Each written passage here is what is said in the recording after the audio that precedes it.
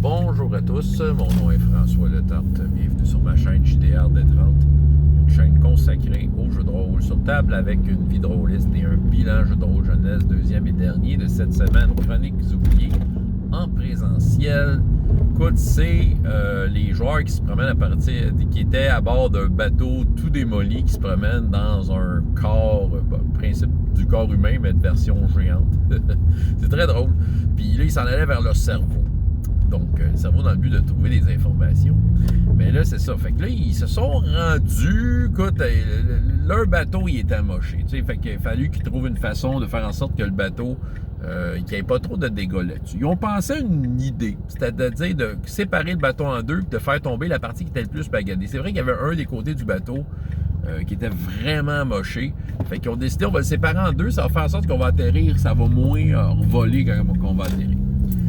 L'idée est achetée de tout le monde y va de sa technique pour essayer d'ouvrir et de séparer le bateau, ce qui réussit et qui fait en sorte que, tu sais, ils ont réussi à atterrir sur un cerveau mou sans trop se faire mal. Donc, cette partie-là, ils l'ont réussi. Rendus sur le cerveau, ils ont découvert d'autres parties de leur bateau qui avaient crashé plus loin dans le cerveau. Ils ont commencé à l'écrire ça. Ils sont mis à voir des personnages et des choses, des situations, des jambes marcher, des scènes. En fait, ce que je leur faisais mettre que je leur présentais, c'était, en fait, c'était les idées, c'est ça? C'était des pensées de ce cerveau-là. Puis, à force quand il pensait à de quoi, ça allumait quelque chose. C'est comme s'il rentrait en connexion avec le cerveau, et le cerveau, lui, leur donnait l'image de ce que lui savait par rapport à ce que les autres ils pensaient, puis tout ça. Fait que ça leur donnait plein d'indices, puis à un moment donné, il est venu comme un genre de géant, tout noir, sans yeux, qui s'est mis à leur parler, et il avait la voix une des grosses voix qui leur parlait depuis un certain temps, la joueuse chevalière elfe. Dès la première année que j'ai joué avec elle, elle a fait face à cette voix-là qui l'a traumatisée et qui est venue la tourmenter encore ces temps-ci à cause d'une épée qu'elle a obtenue. Il y a eu la joueuse, l'elfe noire du groupe aussi, parce que j'ai déterminé qu'il y avait un lien entre les elfes noirs et cette personne-là.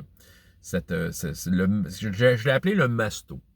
Fait que le masto, là, je t'aurais développé un peu de définir un peu exactement qui il est par écrit. Je t'aurais de préparer ça sur Teams. Parce qu'on arrive vers la fin, puis je pense qu'ils ont besoin d'un infodump. Puis, tu sais, rien de tel que d'être dans un cerveau pour être informé.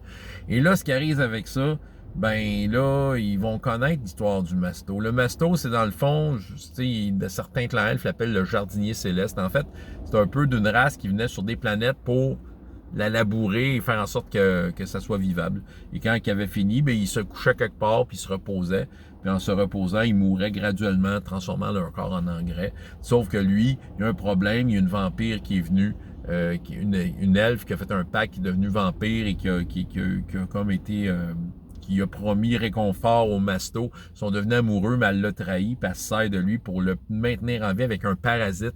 Puis là, ça fait en sorte que ça absorbe la vie, que les âmes sont emprisonnées dans lui, peuvent pas aller dans le monde des morts, et pendant que les âmes sont emprisonnées dans lui, tous les corps qui ont été absorbés de leur âme deviennent des morts vivants au service de la vampire dans un territoire bien précis. Et les armes sont créées par rapport à des larmes. Quand il a reçu la trahison, elle a forgé des armes qui permettaient en quelque sorte de contrôler un peu le territoire. Dans le but de s'expansionner éventuellement. C'est là-dessus qu'elle est. Ce qu'elle réussira, peut-être pas. Ça dépend de ce que les joueurs vont faire. Mais là, c'est un peu tout ça. Mais là, ils ont eu un peu une infodump. Je dirais que ça a été très instructif pour tous eux autres. Il y avait plein de révélations. Ça les surprenait. C'était vraiment une séance à ça. Je dirais que la joueuse elfe noire, c'est un joueur avec que j'ai de la misère à saisir ce qu'elle désire, tout ça. Puis on dirait qu'à travers des scènes de roleplay, je voyais à quel point qu'elle avait de la misère de savoir sur quel pied danser. À un moment donné, j'ai compris qu'elle pensait qu'elle était schizophrène. Son personnage pensait, tu sais, elle capotait parce qu'elle pensait que c'était des voix dans sa tête. Mais j'essayais de faire comprendre, ouais, là, tu viens de comprendre que c'est pas des voix dans ta tête, c'est des vraies voix qui te parlaient. Mais tu vois que, c'est ça, là, elle avait de la misère à saisir un peu le concept. T'sais, elle dit, pourquoi mon personnage est schizo? Ben, en fait, il l'est pas. Puis c'est ça. Mais je pense que c'est un peu ça. Fait qu'elle, c'est sûr, je vais comme un peu la feeder sur cette relation-là. Parce qu'au début, elle voulait refuser la relation. Puis là, le masto, il a dit, écoute, faut que tu suives mes conseils parce que sinon, vous allez être vraiment mal pris. Parce qu'à quelque part, elle peut être un bon levier pour aider le groupe à réussir. Tu sais, elle peut vraiment donner un coup de main, mais il faut qu'elle ait confiance en l'autre. Mais là, non, je veux pas avoir confiance en toi. Mais c'est ça. Fait que, ben écoute, je sais pas comment ça va se passer. C'est une joueuse, ça, c'est dans ce groupe-là, c'est comme, c'était un joueur qui était un peu random, tu sais, elle venait pas, venait pas, tu sais, elle a manqué quand même une couple de fois depuis le début. Fait que, tu sais, est-ce qu'elle va être là pour la fin?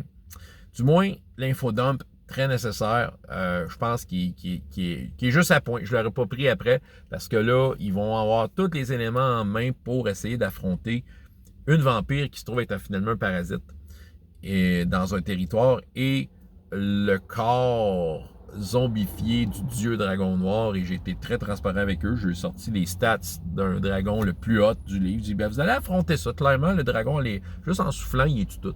Fait que va falloir qu'ils trouvent une autre façon de faire. Et parmi les infos qu'ils vont avoir, ils vont avoir peut-être une façon comme de minimiser les dégâts du dragon. Ça va peut-être demander un sacrifice en points de vie assez énorme, donc mettre ça entre les mains de peut-être ceux qui en ont le plus, tandis que les autres vont pouvoir opérer aux alentours pour aller régler d'autres problèmes parce qu'il va en avoir plusieurs. J'ai bien hâte de voir ça. Je suis content de mon idée. OK? Je suis vraiment content de mon idée. Fait que c'est ça. C'est très agréable tout ça. François Le Tarte, JDR de 30. Et jusqu'à la prochaine fois, il y a autant de plaisir dans la vie que dans les jeux. Au revoir.